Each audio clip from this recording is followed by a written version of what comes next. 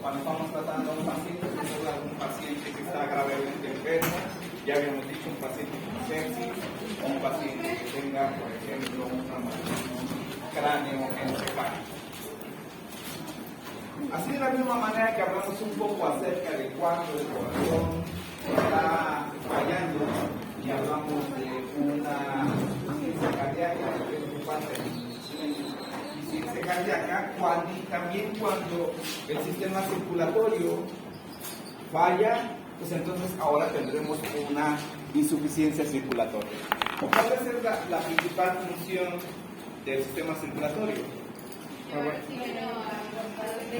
Llevar oxígeno, llevar glucosa a todos los tejidos, es decir, perfundir adecuadamente a los tejidos. Si el sistema circulatorio está fallando, pues obviamente lo que vamos a tener va a ser un estado de hipoperfusión. Pero este estado de hipoperfusión no va a ser local o regional, sino va a ser un estado de hipoperfusión generalizada, porque está fallando todo el sistema circulatorio, por eso es una insuficiencia circulatoria, estado de hipoperfusión generalizada o generalizada. Esto, el estado de hipoperfusión generalizado, es lo mismo que nosotros llamamos estado de choque. Es decir, cuando decimos que el paciente está chocado.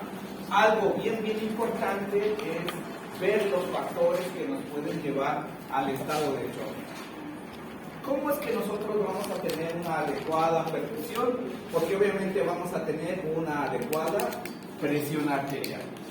¿Qué pasa cuando tenemos un estado de hiperperfusión, un estado de choque? Pues no está llegando la suficiente cantidad de sangre. ¿Por qué no está llegando la suficiente cantidad de sangre? Pues porque obviamente la presión de perfusión está muy baja, la presión arterial está muy baja. ¿Sí? La presión arterial media, pues obviamente depende de la presión arterial completa o general. Muy bien, para revisar cuáles son las causas que nos pueden llevar a este fallo circulatorio, pues tendremos que ir nuevamente a la fórmula de la presión arterial. ¿Cuál es la fórmula? ¿Cuál es la fórmula de la presión arterial? Es la de gasto cardíaco. Estoy bien emocionado y sí, gasto cardíaco por resistencias vasculares periféricas. ¿Sí? ¿Qué puede pasar matemáticamente hablando para que baje el gasto cardíaco? Por ejemplo, con las resistencias vasculares periféricas. Que sea menor, es decir, que bajen las resistencias vasculares periféricas. ¿Sí? Si bajan las resistencias vasculares periféricas, ¿qué le está pasando a estas resistencias? ¿Qué está pasando anatómicamente con este punto donde se dan las resistencias? No se puede contraer. No se pueden contraer, quiere decir que están. ¿Cómo? Sí. Vasodilatadas, ¿no? Entonces aquí hay un estado de vasodilatación. La vasodilatación, ¿sí? O sea, hay ocasiones en que se pierde la vasodilatación. ¿Sí? Se vasodilatan los vasos. Si se vasodilatan los vasos, ¿qué pasa con las resistencias vasculares periféricas? Disminuyen dramáticamente. ¿Sí? ¿Y qué pasa con la presión arterial? Disminuye dramáticamente. ¿Qué pasará con la presión arterial media? Disminuirá también dramáticamente en todos los lugares y nos causará un estado de choque. Cuando esto pasa, entonces tenemos un estado de choque distributivo. Estado de choque distributivo, secundario a vasodilatación. ¿En qué condiciones se imaginan que puede haber una vasodilatación? Que de repente, ¡pum!, se perdieron las resistencias vasculares periféricas. Pues cuando hay infecciones. Elevación de la temperatura, no. Te va a aumentar la frecuencia cardíaca, puede haber un poco de vasodilatación compensatoria para perder temperatura, ¿verdad? Pero no te va a llegar a un estado de hipoperfusión. Estrés. ¿Mande? Intoxicación, pero más bien sería como una intoxicación interna, toxinas. Por ¿sí? una infección, ¿no? Por una infección, ¿sí? ¿Por qué? Cuando hay una infección, entonces se liberan muchas toxinas, tanto por el agente patógeno como parte de la respuesta inflamatoria sistémica. Si de repente tenemos una infección severa, una infección grave, una infección que está generalizada, nuestro sistema inmunológico reacciona con muchas sustancias inflamatorias, dentro de ellas sustancias vasodilatadoras, ¿sí? Y entonces el paciente se vasodilata y tendremos ahora un choque séptico. El choque séptico es un choque distributivo porque vasodilata al paciente, disminuye las resistencias vasculares periféricas y obviamente disminuye la presión arterial. ¿Por qué otra situación puede ser que se vasodilate? Un estado de estrés, Un estado de estrés, pero sí, ¿qué tipo de estrés? como de huida o De huida no, esa es la respuesta normal. Ajá. ¿Quién provoca esto? Que exista vasoconstricción o exista vasodilatación. El sistema autónomo. El sistema nervioso, ¿sí? Y hay ocasiones en que se pierde la señal del sistema nervioso que mantiene cierto tono vascular. Hipotonía. Los vasos sanguíneos siempre tienen cierto grado de contracción de su músculo liso. Eso se llama tono vascular, ¿sí? Pero va a haber algunas ocasiones, como puede ser, por ejemplo, una persona que se cae de la azotea, una persona que le cae una barra encima y tiene una lesión sobre la médula espinal, ¿sí? Si se secciona la médula espinal, prácticamente se desconectan los cables y puede ser que son los cables que le están dando tono a los vasos sanguíneos que serían las arteriolas. Y de repente, se pierde la señal. ¿Y qué pasa ahora con las arteriolas? Se vasodilatan, ¿no? Y entonces tenemos ahora un choque neurogénico. Un choque neurogénico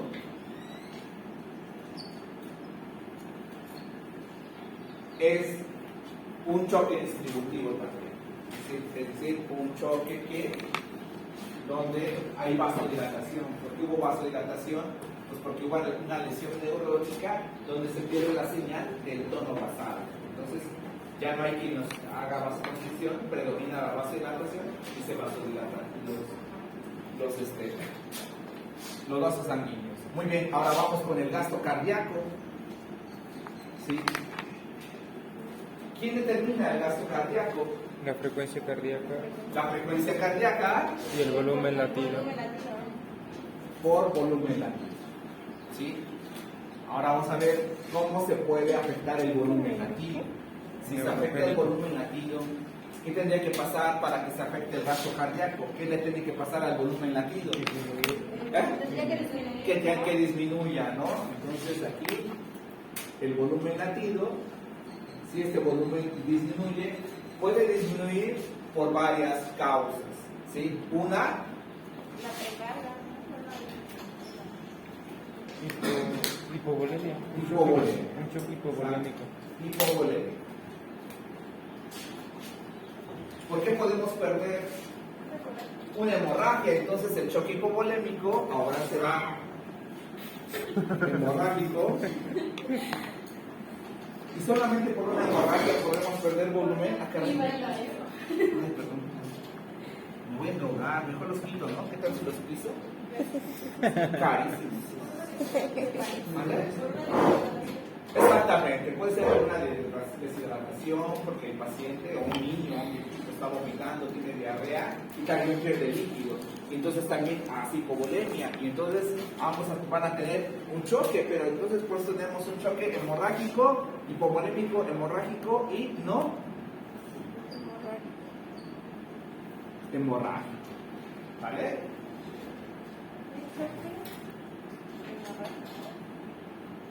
Hemorrágico y no hemorrágico. Muy bien. Ahora vamos a poner que el gasto cardíaco, en este caso, tiene una afectación, pero por una afectación del volumen. ¿Sí? La bomba está bien, solamente que no hay que bombear. ¿Cuál sería el otro elemento donde se afectaría el gasto cardíaco, lo acabo de decir. El volumen. ¿El volumen? La bomba, ¿no? ¿Sí? Ya vimos que se puede afectar el volumen. La bomba sirve, pero no hay que mueva. Puede ser que existe lo que mueva, pero la bomba no funciona. ¿Sí? Entonces aquí tendríamos un choque cardiogénico. ¿Cuándo la bomba no funcionaría? Insuficiencia. Insuficiencia, pero ya vimos que la insuficiencia puede ser progresiva, ¿no? Sí sería una insuficiencia, pero una insuficiencia aguda para que se caiga todo el estado de perfusión. ¿En qué casos? Una insuficiencia aguda. Un infarto. ¿Ande? Un infarto, exactamente. Aquí, por ejemplo, un infarto. Si de repente se infarta, se necrosa gran parte del tejido contráctil y ya no hay quien esté contrayendo. ¿Sí? Entonces ya no funciona la bomba, bombea muy poquito. ¿Sí? Disminuye dramáticamente el gasto cardíaco, disminuye la presión arterial y obviamente el paciente va a estar hipoperfundido. Y tenemos un choque cardiogénico. ¿Sí?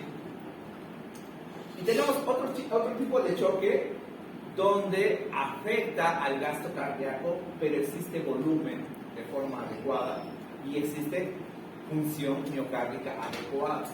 Solamente que existe una cuestión externa que está afectando al corazón. ¿Sí? Es como si, el ejemplo es, tienes el corazón que está funcionando, ¿sí? Y está bombeando. El corazón funciona bien, es un corazón íntegro, por así decirlo, y el volumen está conservado. Y ahora haz de cuenta que viene y como si le pusieras el pie encima y lo aplastaras. ¿Qué va a pasar? Pues no va a permitir que el corazón, aunque es un corazón sano, se expanda adecuadamente, se llene y se pueda otra vez vaciar de forma adecuada. ¿Qué podría causar que funcione algo como que le estuvieran poniendo el pie y estuvieran aplastando al corazón? ¿Sobrepeso? ¿Eh? Sobrepeso. ¿Sobrepeso? No.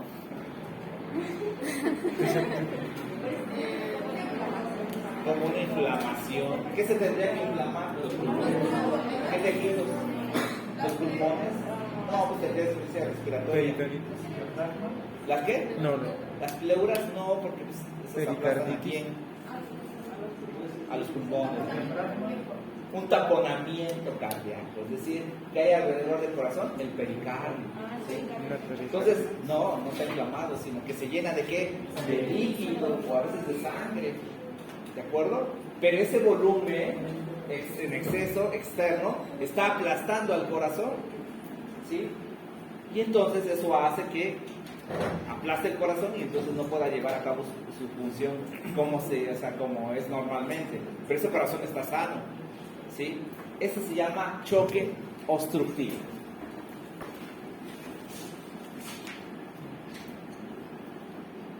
Hay algo que está obstruyendo.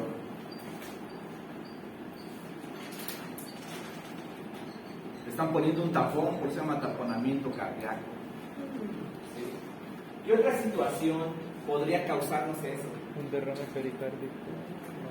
No, es muy diferente. O sea, el taponamiento puede ser por un derrame pericárdico, obviamente, porque hay algo derramado, ya sea líquido, ¿sí? Que puede ser un exudado o puede ser sangre. Todo está en cuestión de la cantidad. Si es mucho, pues obviamente lo está aplastando, entonces ya es un taponamiento. Pero puedes tener un derrame pericárdico que no obstruye, no pasa nada. El paciente no tiene choque, no tiene choque obstructivo. ¿Vale? ¿Qué otra causa puede aplastar al corazón? Aparte de una decepción amorosa. A lo mejor el síndrome de Atrás también. Parte de Cuando se te cae una barba. que hay una barra. Un traumatismo te causaría un taponamiento, pero ¿qué más te podría causar un traumatismo? ¿Cuál sería el mecanismo? Que generalmente es traumático también. Bueno, no siempre. Si es algo a nivel de las pleuras, algo que empieza a coleccionar las pleuras. Pero es tanto la colección que empieza a aumentar. ¿Sí? Y esto es el aire, se llaman neumotoras a tensión. Sí. El neumotoras a tensión, ¿qué quiere decir? Que existe una fuga de aire a la pleura, pero con un mecanismo de válvula en una sola dirección. ¿Qué quiere decir? Que cuando tú inspiras, se fuga un poco de aire a la pleura, y cuando tú expiras, sacas aire, pero de los pulmones, pero el que metiste a la pleura ya no lo sacas. Hay ocasiones que sí, que sería el neumotórax simple, pero cuando hay una válvula que mete y ya no saca, ¿qué va a pasar en la siguiente? Metes a los pulmones, pero vuelves a meter a la pleura. Sacas el de los pulmones, pero el que metes a la pleura ya no sale. ¿Qué quiere decir? Cada vez que tú respires, cada vez lo vas llenando más. Exactamente. ¿Qué es lo que pasa? Pues que simple y sencillamente empieza a apachurrar primero al pulmón de ese lado. Y después de eso empieza a apachurrar a todo el mediastino. Y todo lo que está aquí lo empuja hacia el lado contralateral, se destroza la tráquea, obviamente. ¿Pero qué le está haciendo al corazón? Pues lo está apachurrando. Es como si pusieras el pie, y aunque esté funcionando y tengas volumen, pues ya no está bombeando adecuadamente. ¿Qué va a pasar? Pues tendrá un gasto cardíaco bajísimo, una presión arterial bajísima, tendrá un estado de choque. Tendrá un choque. ¿Vale? Exactamente, aquí, faltó otro. Cuando tenemos una reacción alérgica, tenemos liberación de histamina o racemina, y esos son vasodilatadores. Entonces, vasodilatan al paciente y entonces nos dan un choque distributivo que sería el choque anafiláctico. No es un tipo de choque fisiopatológico diferente, sino que forma parte del choque distributivo.